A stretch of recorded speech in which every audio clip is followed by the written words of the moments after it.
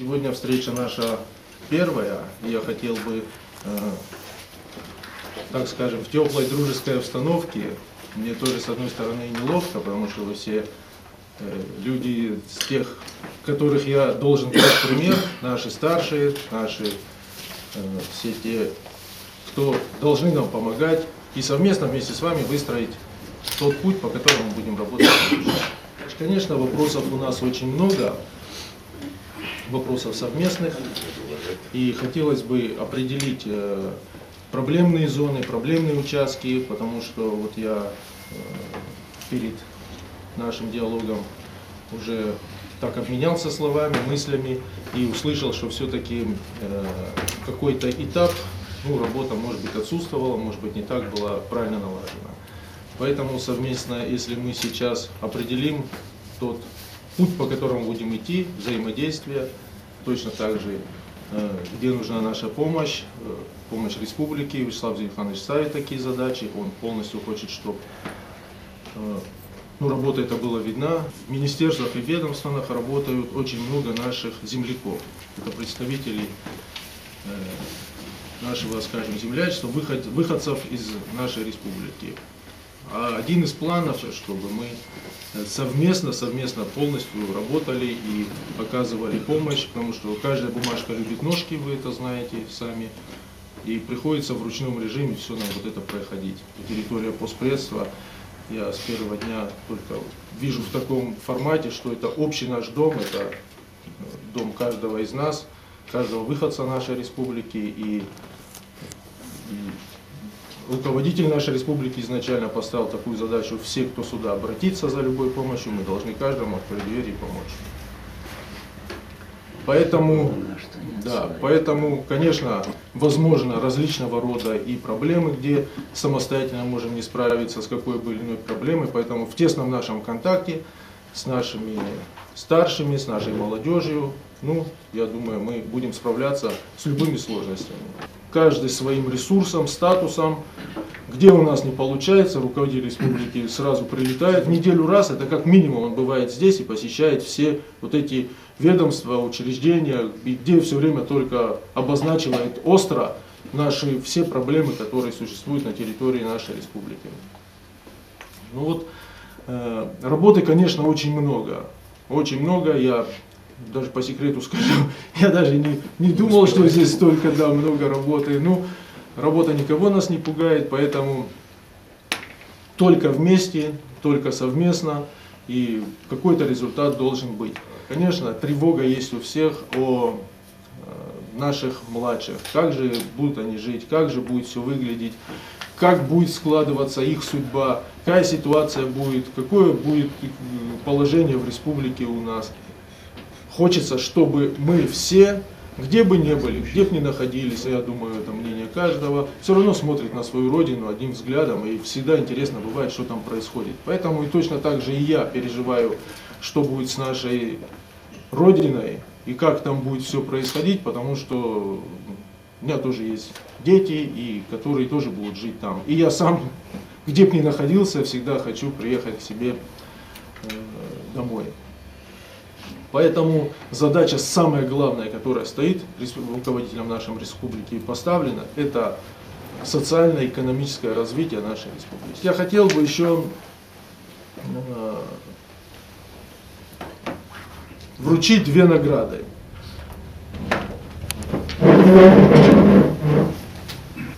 За заслуги в области здравоохранения и высокий профессионализм Шавлохова Светлана Хасакоевна.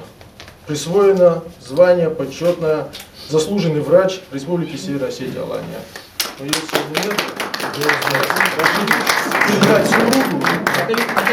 Можно. А его и не умеет.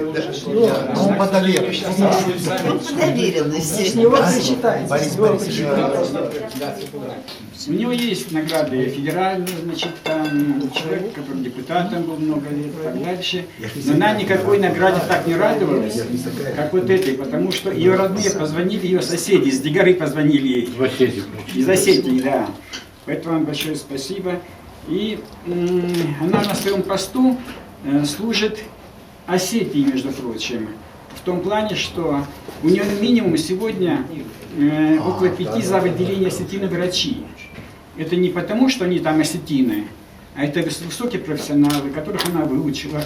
Приходили не все после института к ней. И вот такая наша там поликлиника. Я хочу еще вручить одну благодарность. Базоева Зема Бимбулатовна. Примите, пожалуйста.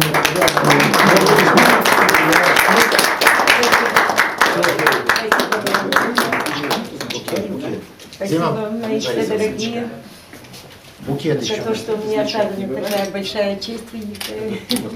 Я и впредь буду своему родному народу служить в меру своих сил и возможностей.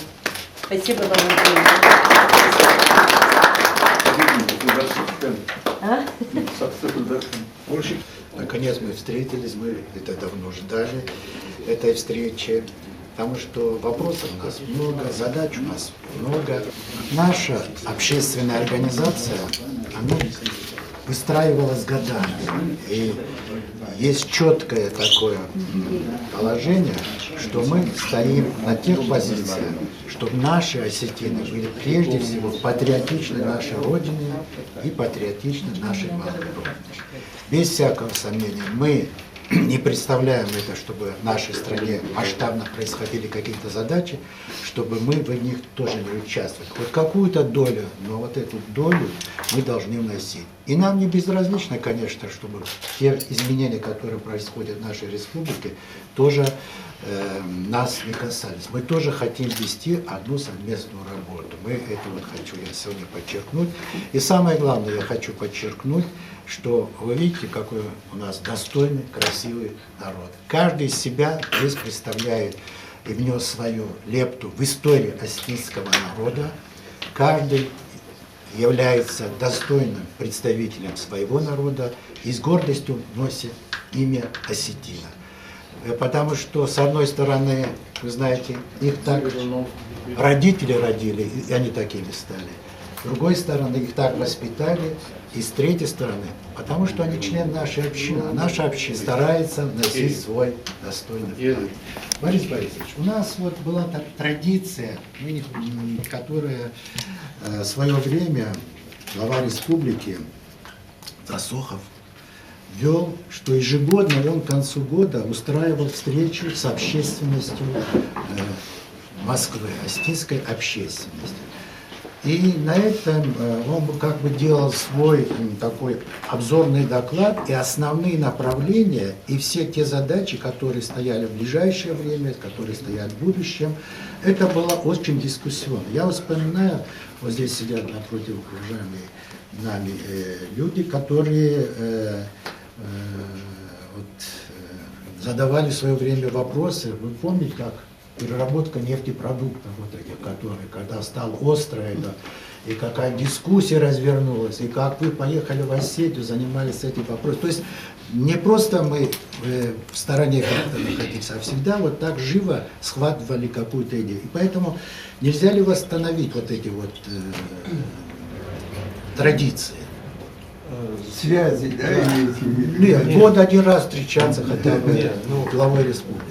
Я, в принципе, сказал, что одной из задач, которые руководитель республики обозначил передо мной, это полностью всю эту работу нужно нам возобновить, все нужно заново поднять, и все те вопросы, которые у нас есть, совместно решать. Это даже здесь, и я думаю, и в ближайшем будущем эту встречу уже организуем.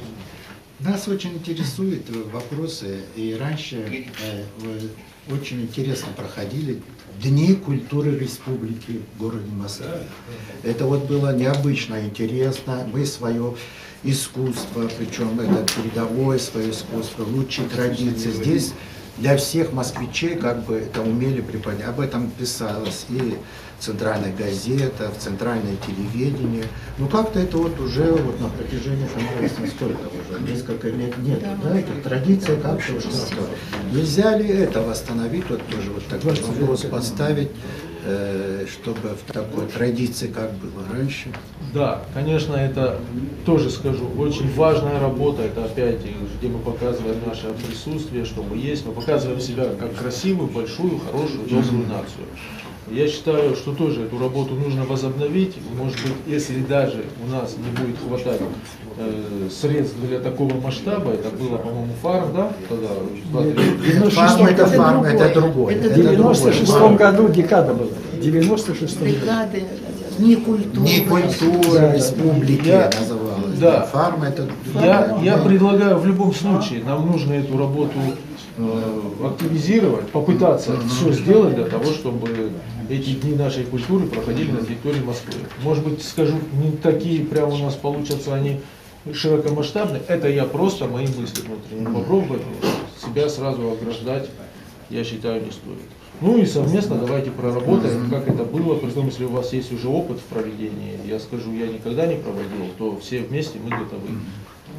Вот уже в течение года мы работаем над вопросом о присвоении Северо-Осетинской государственной медицинской академии звания, значит, академика Березова. Но, к сожалению, на все наши письма, на все наши вот какую-то активность, вот это отказ.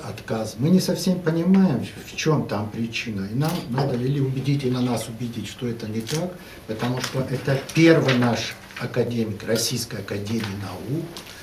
Не только первый, но и единственный. Единственный, да, еще и единственный. И его заслуги неоспоримы не только на уровне нашей страны, но и международного уровня. И мы бы хотели, конечно, приоритет бы нашей академии вырос намного выше. И название, и вот мы, например, вот здесь в стоматологическом университете. Медицинская академия. Да, это медицинская академия наша. Но почему-то там сопротивление, не совсем это понятно.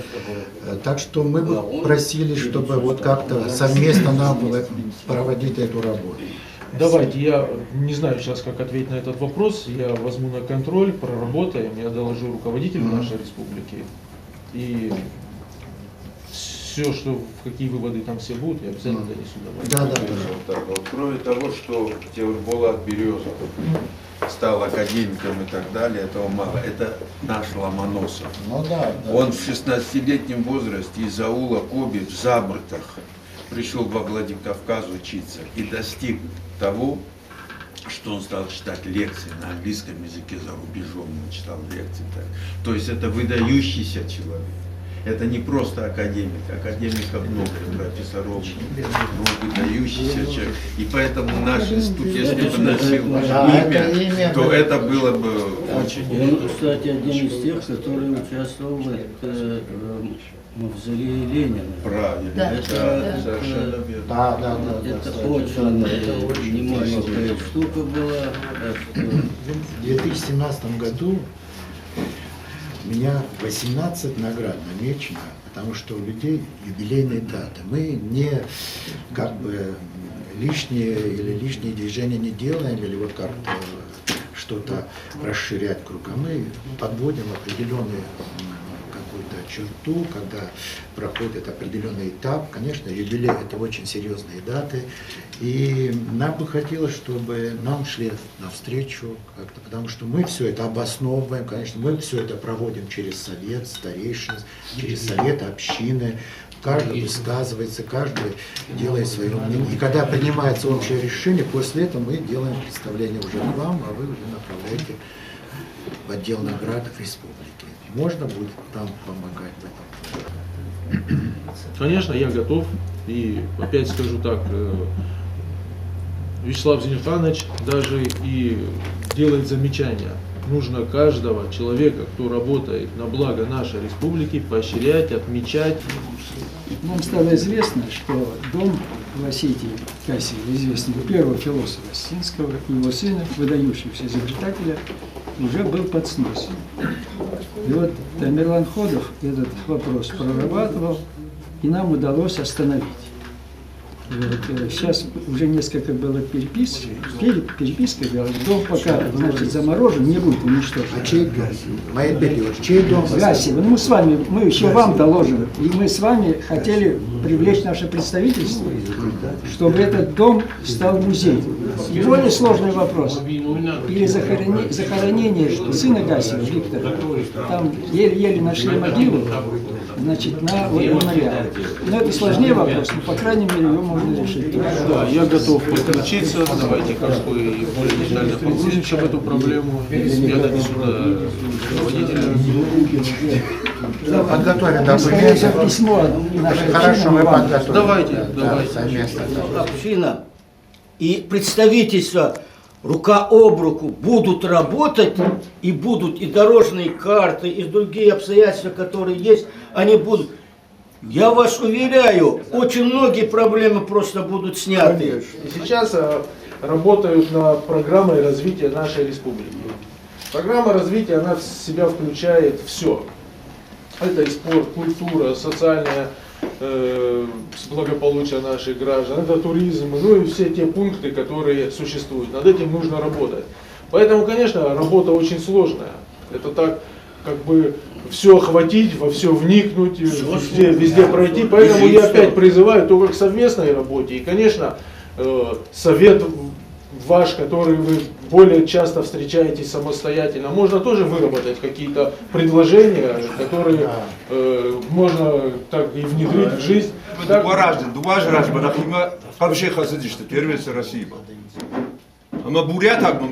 Агитский, бурятский округ, Далакамаками, Савьежурок, Ериган, это главный город Осетина. Мы же, да, что такое же? Мы какие-то кушку там, что такое батер, что тебе не понравился? Пироги осетинские или что? Мадам, нет, просто там в городе все по-русски написано. Все. Башкиры, татары, камфандидер квасова юнты юбулдарш вунтеш фыштышты шакивжаки. Уршагару машакивжаки. Махмедер конституции магашка дубов жадштышера. Фалаз юрогран юронны хашна бекусна. Умайдартер на ресторан, на кавета, бегемотта, ма пингвинта, камнамуди пингвин, ма бегемотта за никветунжа. Никуда бакашта. Чудуна нирунау на фышенной, херез махирон холон хомейж уршагу шузран. Самайтер шем хоман нисам барнеш. Хайраж мадер таймуражен дер зыртон. Водославик мамане юхат фирон тайнжазан. Махан раждахан каувой. Нафидал тефар, нафидал тагдал. Этот вопрос обсуждался, значит, по поводу языка и указывать написание улиц и там зданий. Но у нас получается, что я насколько понял, обсуждение когда было, что Дегорский акцент будет, и слова по-другому. Поэтому получается на 3 языках надо писать. Вот внутренний спор получился. То хож, на фашемай дгурон в жагу. Мы не против, мы не против. Да, ну получился спор. Там есть люди, которые на этом спекулируют. Но это неправильно, это тоже. Это диалект. А большинство владеет иронским диалектом. И надо вот иронский диалект действовать. Вы еще, наверное, тогда не родились. Но я вам хочу сказать, во Владикавказе все было так, на русском и на иронском языке. Все, это было. Ну, да не надо ничего придумывать, вернитесь к этому совершенно спокойно. Мне очень понравилось ваше вступительное такое слово, что вы готовы конструктивно идти, значит, и работать со всеми нашими проблемами и с молодежью, и с культурной составляющей, и с промышленной составляющей, и со студентами. Я так думаю, для первого раза вы сделали такой очень красивый вступительный шаг. Я бы очень хотел, чтобы он продолжался, потому что у нас есть опыт тесной работы с представительством. Ну, не со всеми, конечно, но со многими был очень конструктивный он был. И вот наши старшие как раз сейчас об этом, наверное, тоскуют. И вот поэтому у них столько вот накопилось справедливых предложений. Я не так много в Москве, 11 лет уже, тоже не совсем мало, да? Вот. Наши взаимоотношения нельзя формализировать. Не надо. Вот, допустим, наметим мероприятие, каждый месяц встречаться, каждый там. Не надо этого делать. Пожелание мне какое, Борис Борисович, чтобы у него это была вот взаимоотношение между астинской общиной и представительством не как необходимость или требование, как его потребность. Чтобы он постоянно нуждался в нас. Целенаправленность. Да, чтобы он любой вопрос, любое мероприятие, не надо различать ни нас, ни Северную Осетию, который там находится, ни вас. Мы одно. Вот и все. Есть необходимость. Позвонил Беку там, надо вот Лацоева, он как через 10 минут будет здесь. То есть по необходимости, а не по формальному признаку. И вот такое взаимоотношение для вас должно и для нас потребностью внутренней. И я вам этого желаю, чтобы у нас получилось. Я хочу озвучить очень простую, многолетнюю нашу просьбу или проблему. Это проблема периодической печати в нашей республике. Я не могу добиться много лет, чтобы у нас в общине на столе лежали наши республиканские газеты и журналы. Чтобы наша молодежь, придя в общину, не сплетнями занималась по углам, а взяла, открыла расценат, типа, я не знаю, какова сейчас участь расцената, говорили, что не закрывается. Да.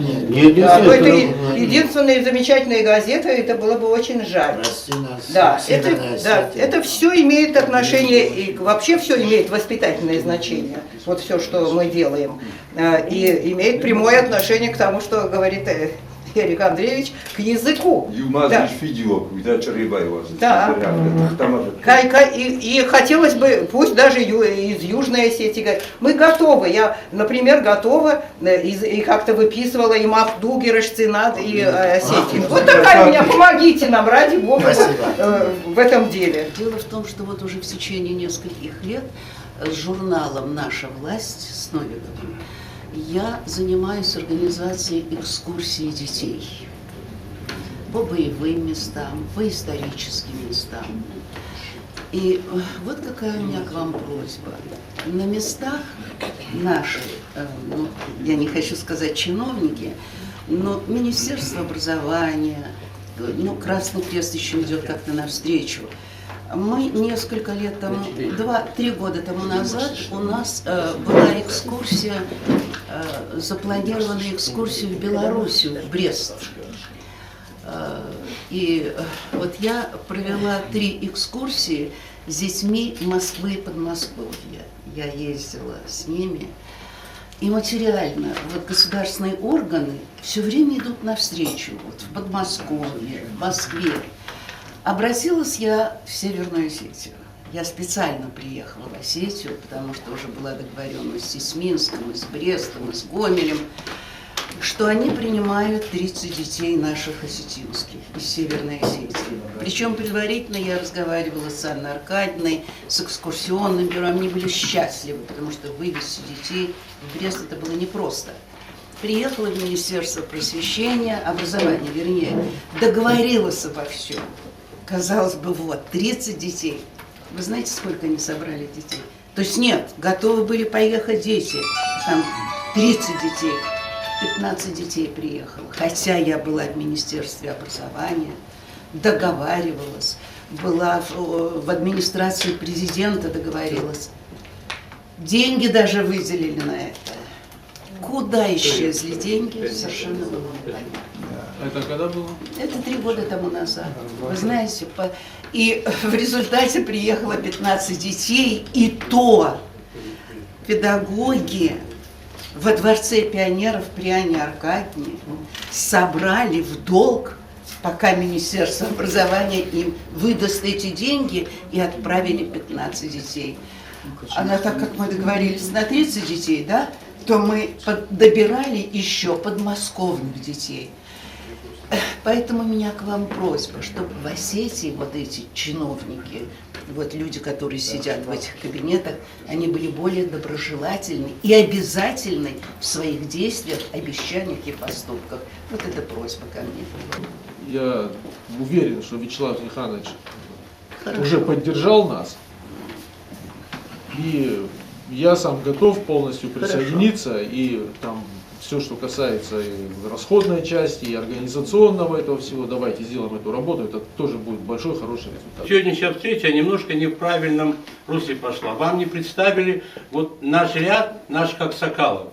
Если бы вам назвали, что это люди федерального значения, союзного значения, это заслуженные люди, те, которые помогали и в советское время, и потом, и помогали сейчас своим умом. Каждый глав ими гордится, каждый из них. Вот рядом сидит Умар Шавлохов, который, мы можем где-то шутить, потрунивать, но это люди, это глобальное значение. Вот ушел скромно Казбек Кокоев, он хотел сказать, у него сейчас очень важная встреча, поэтому он никак не мог больше. Это вы, наверное, заочно знаете, Кокоев, Казбек, этим все сказано, глобалистика, все остальное. Поэтому я прошу вот сегодняшнюю нашу встречу для себя поймите, как это просто было общее ознакомление.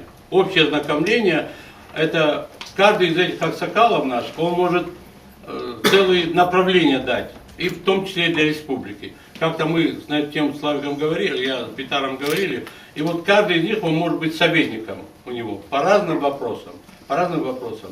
Я Мазабахут, удачи тебе на этом поприще, и дай Бог, мы чаще будем встречаться, я в республике, я в Кисловодске, и бывает там чаще, мы будем встречаться чаще, и связь поддерживать.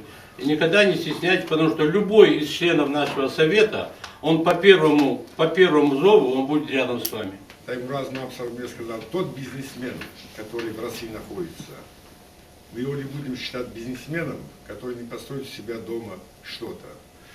Ну, пример из этих слов я начал строить в 2014 году в Беслане производства. Привлек инвесторов. Всего этой фирмы, как начал работать, всего полгода. Ну, может, 8 месяцев. Ну, в Осетии, который. Порядка, оборот составил за это время порядка 400 миллионов. За это короткое время выплачены хорошие налоги. Я вас приглашаю, посетите вот это предприятие. И наша продукция очень востребована, не только в России. Но мы много отправляем, мы уже из Осетии отправили и в Турцию свою продукцию на 8 миллионов. И после этого также налоговые, прокуратура, СБ. Ну, дело в том, что если мы сейчас... Я поклялся, я сказал, я когда отдам в Осетию один раз какую-то копейку какому-то налоговому или проверяющим, я в тот же день я его закрою. Я туда поехал не для того, чтобы заработать деньги, а дать работу молодежи, тем людям нуждающимся. Я туда принимаю людей не старше 30 лет. Они участвуют на выставках, они ездят по заграницам. Вот, ну, сразу всех не могу отправить. Конечно, очень сложно сейчас молодежь подобрать уже. Заработные платы это свыше 30 тысяч. Ну, я не собираюсь там кормить. Кроме тех, которые там работают.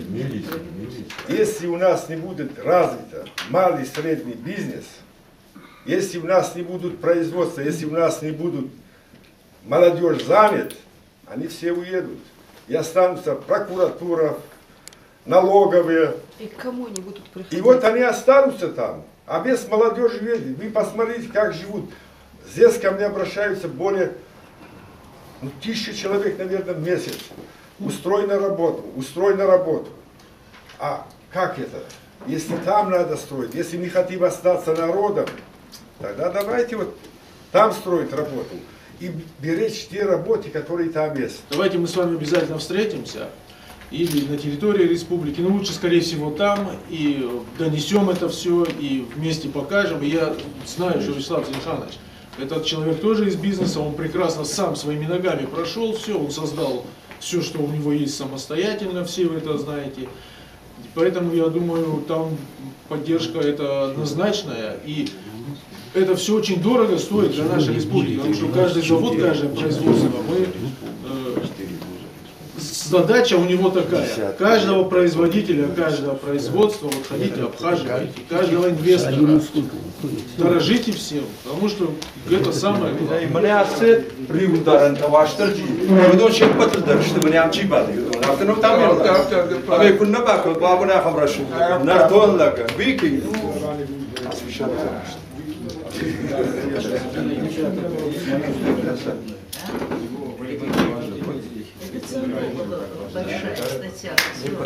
Ты что, намек на банкет, что ли? Красавчик. Это намек? Я хочу выразить вам огромное спасибо за вашу деятельность, за вашу поддержку, за и все те начинания вновь, так скажем, в нашем общем формате, которые предстоят нам, чтобы мы всеми с ними справились. Спасибо вам огромное. И этот дом на территории Москвы, это наш